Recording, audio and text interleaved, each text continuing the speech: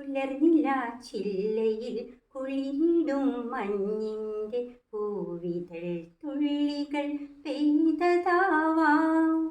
അലയുമീ തെന്നലൻ കരളിലെ തന്ത്രിയിൽ അലസമായി കൈവിരൽ ചേർത്തതാവാം.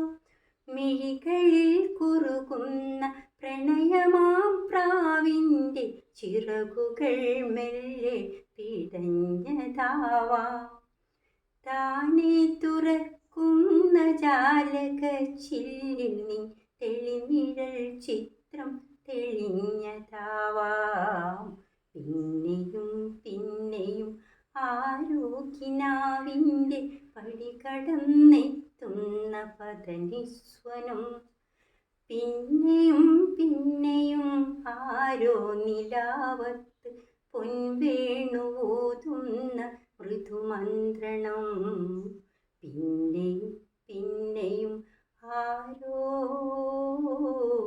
ആരോ ആരോ